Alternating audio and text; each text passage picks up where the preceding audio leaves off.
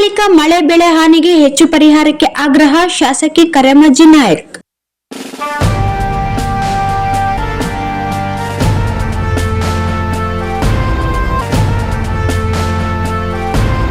ತಾಲೂಕಿನ ವಿಧಾನಸಭಾ ಕ್ಷೇತ್ರದ ಕೊಪ್ಪರ ಜಿಲ್ಲಾ ಪಂಚಾಯಿತಿ ವ್ಯಾಪ್ತಿಯ ಹಳ್ಳಿಗಳಲ್ಲಿ ಸುರಿದ ಅಕಾಲಿಕ ಮಳೆಯಿಂದ ರೈತರ ಬೆಳೆಗಳು ಅಪಾರ ಪ್ರಮಾಣದಲ್ಲಿ ಹಾನಿಯಾಗಿವೆ. ಕೂಡಲೇ ಸರ್ಕಾರ ರೈತರಿಗೆ ಹೆಚ್ಚಿನ ಪರಿಹಾರ ನೀಡುವಂತೆ ಆಗ್ರಹಿಸಿದರು.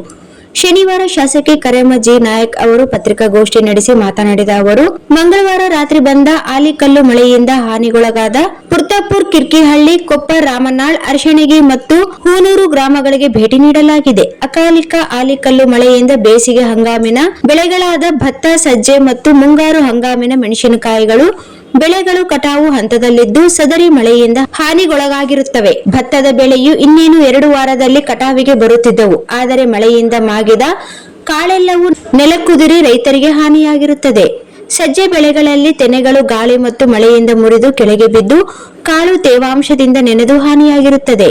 ಮೆಣಸಿನಕಾಯಿಯಲ್ಲಿ ಕಾಯಿಗಳೆಲ್ಲ ನೆಲಕ್ಕುದುರಿ ಕೊಳೆಯುವ ಹಂತದಲ್ಲಿದೆ. ಸುಮಾರು 50 ಎಕರೆ ಸಜ್ಜೆ, 255 ಎಕರೆ ಭತ್ತ, 15 ರಿಂದ 20 ಎಕರೆ ಮೆಣಸಿನಕಾಯಿ ಬೆಳೆಯು ಸದರಿ ಆಣೆಕಲ್ಲು ಮಳೆಗೆ ಹಾನಿಯಾಗಿರುತ್ತದೆ. ತಹಸೀಲ್ದಾರರು, ಸಹಾಯಕ ಕೃಷಿ ನಿರ್ದೇಶಕರಿಗೆ ಹಾನಿಗೊಳಗಾದ ಎಲ್ಲಾ ರೈತರ ಬೆಳೆಗಳ ಸಮೀಕ್ಷೆಯನ್ನು ಜಂಟಿಯಾಗಿ ಸಮೀಕ್ಷೆ ನಡೆಸಿ ಕೂಡಲೇ ಸರ್ಕಾರಕ್ಕೆ ವರದಿಯನ್ನು ಸಲ್ಲಿಸುವಂತೆ ಸೂಚಿಸಿದೆ. ರೈತರಿಗೆ ಪರಿಹಾರ ಕೊಡಿಸುವಲ್ಲಿ ಪ್ರಾಮಾಣಿಕ ಪ್ರಯತ್ನ ಮಾಡುವುದಾಗಿ ಭರವಸೆ ನೀಡಿದರು. ಇದೇ ಸಂದರ್ಭದಲ್ಲಿ ಬಸನಗೌಡ ದೇಸಾಯಿ, ಅಂಬರೀಶ್ ಪಾಟೀಲ್, ಸಿದ್ದಣ್ಣ ಗಣೇಕಲ್, ರೇಣುಕಾ ಸ್ವಾಮಿ, ನಿರ್ಮಲಾ ನಾಯಕ್, ರಂಗಣ್ಣ ಇರ್ಗೇರ ಉಪಸ್ಥಿತರಿದ್ದರು.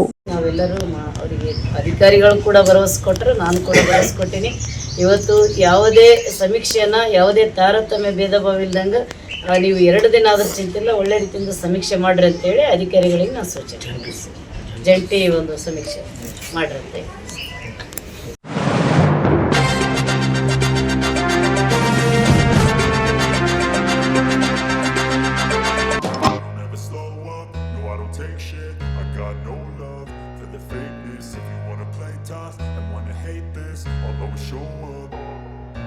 I don't ever slow up, no I don't take shit, I got no